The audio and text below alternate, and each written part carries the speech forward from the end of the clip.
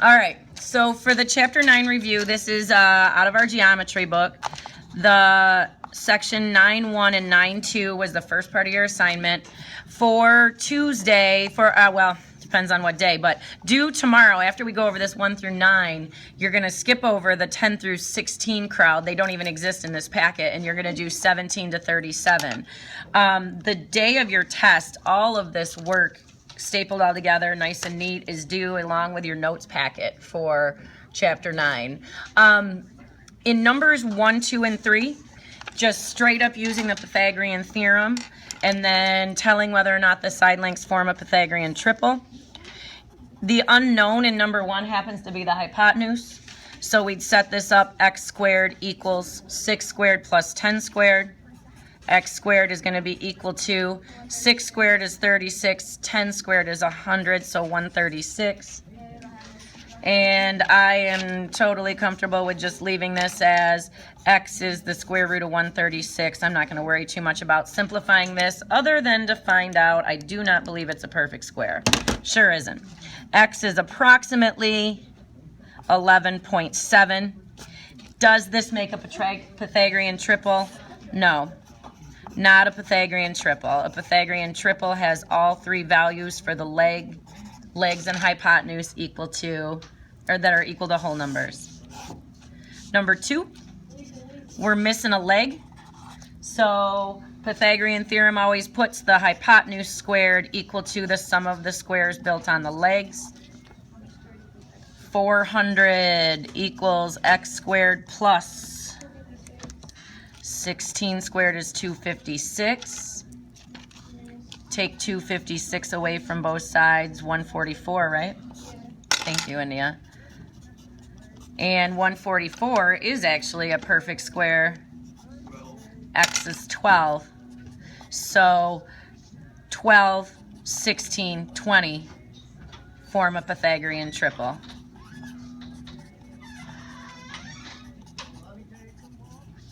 So finding x and saying that those 3 values together do give me a Pythagorean triple.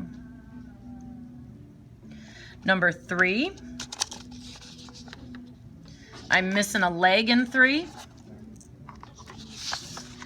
In number 3, I've got to set up 13 squared equals x squared plus 7 squared. 169 equals x squared plus 49. 120? Thank you. X squared is 120. It's not going to be, it's going to be approximately 10.6. X is approximately 10.6. Oops, where's my square roots? There they are. And because this is not a whole number, we would say that this is not a Pythagorean triple. That's fine. You make sure you make this statement about the not a Pythagorean triple. Now in 4, 5, and 6, we're switching to verify and classify. Now, real quick, like I had sticky notes sitting here before, my verify is A plus B bigger than C. Just side lengths. Is B plus C bigger than A? Is A plus C bigger than B? That's what it means to verify. Classify gets us to compare. If C squares equals A squared plus B squared, that's going to be a right triangle. If C squared is greater than A squared plus B squared, that's going to be an obtuse triangle. And if C squared is less than A squared plus B squared, that makes an acute triangle. So this is what we need to show for the verify and classify. You guys had a short quiz like this too. So for each of these problems, 4, 5, and 6, we have to go through that process of verifying and classifying. Go now. What are our sides we've got in 4, 6, 8, and 9? So I think that when we had done this together and we finally kind of got it down, oops, I was making a little, this would be A, this would be B, this would be C. I was doing a little verify, classify T-chart, just a way to organize it so you can show both parts. Is 6 plus 8 greater than 9. That's 14. So that works. You're just showing that it works. Check that off. Is 8 plus 9, that's 17. Is it greater than 6? Check that off. Number 4, I'm showing the verification. And then is 6 plus 9, that's 15. That's greater than 8. The verification piece is you're just showing that the sum of any two sides is longer than the third. And then when we go classify, we set up to see what's the relationship between the c squared and how it relates to the sum of the a squared plus b squared. C is always your longest side. How does 9 squared relate to 6 squared plus 8 squared? 81. This is 36 and 64, that's 100. That's bigger. So it's going to be an acute triangle. Because if the c squared is less than the a squared plus b squared, it's acute. So verify and classify. Number 5. What are our values for 5? Jared, can you grab that door? 10 and 2 root 2. Oopsie. 10, 2 root 2, and 6 root 3. Now this would be A, B, C, I think. I really want to know what this 2 root 2 is. 2 times the square root of 2. Yeah, no, I lied. This is an ABC. You guys notice what's going on right now? Is I'm putting down the approximations. This is about, maybe this is right, 2.8. Maybe it's 6 root 3. And this one's about 10.39. So yes, that is actually the C. I just needed to make sure that that was the biggest number. So A and B are smaller than the hypotenuse. They always have to be. So then I go in again and I'm doing verify, classify, and verify. I'm going to write them down the way they are here, but I'm going to talk about them as the decimals. So what I mean by that is, I'm asking you, is 10 plus 2 root 2 bigger than 6 root 3? Is 12.8 bigger than about 10.4? Yep. 10 plus 6 root 3. 20.39 is certainly bigger than 2 root 2 because we knew 2 root 2 was 10.8 or 2.8. And then last but not least, if I put together 2 root 2 plus 6 root 3, that's going to put us up over probably about 13 or so, which definitely is bigger than 10. So I verified it's a right triangle. Now my classify. 6 times the square root of 3, wrap parentheses around it, and square it. How is that related to 10 squared plus, you got to put parentheses around the 2 root 2 squared. Yep. Oh, this verify classify was in section 9.2. I'm sorry, 9.1. It's been a while. When I put 6 root 3 times 6 root 3 in my calculator, I got 108. How does that relate to 100 plus 2 times root 2 multiplied by itself? 2 times root 2 is going to give me an 8 here. So 108 equals 108. What kind of triangle do we have?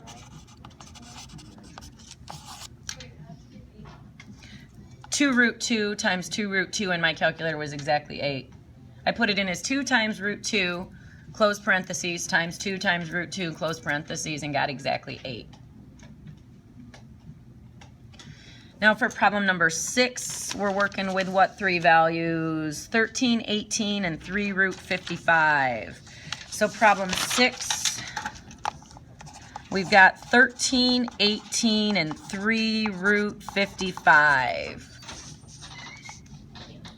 3 root 55 is about 22.3. And I needed that just to be sure that that was the biggest number in this crowd. Verify, classify. is 13 plus 18. That's 31. Is that bigger than 22.3? Yup. Is 13 plus 3 root 55. 13 plus 22, that's about 35. That's definitely bigger than 18. Is, what did I not put together yet? 18 and 3 root 55. Shoot, I can just go to my calculator. Plus 3 root 55, that's about 40. Is that bigger than 13? Sure is. So just making sure all those relationships hold true. Why did I put this B here? This doesn't make sense. Why is that C? That's silly. 18 is the B. 3 root 55 is the C. Now classify 3 root 55 squared. How does it relate to 13 squared plus 18 squared? Now 13 squared plus 18 squared is 493. I got that. I think where you guys need to make sure that you're putting stuff in your calculator right is when you have a radical. Check out what I'm doing, 3 root 55.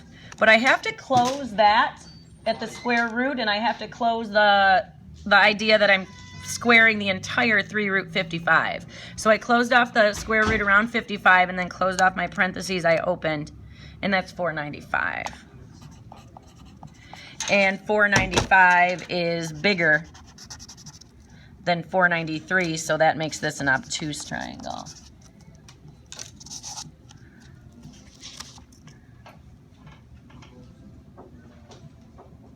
Now, moving to special rights. Moving into special right triangles. Let me see what I have here for number 7. Number 7 is it's got the same side lengths, so that makes this a 45, 45, 90.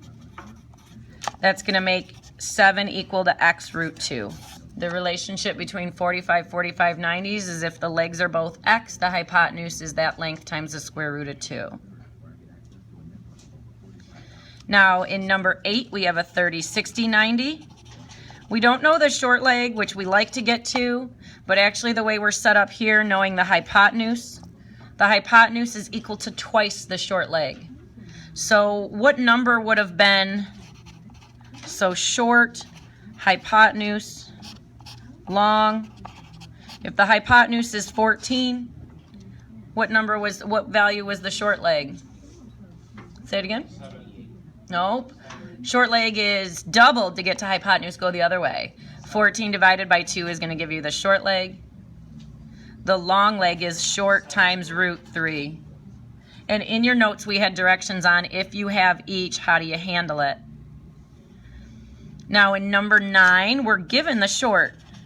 Short is 8 root 3. Hypotenuse they have here is x. We don't even have to have the long, but I'm doing it anyhow.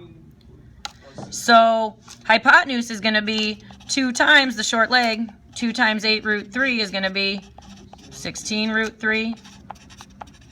And actually the long leg would be 8 root 3 times root 3. It'd wind up being 24. Root 3 times root 3 is going to be exactly 3. 8 times 3 is 24.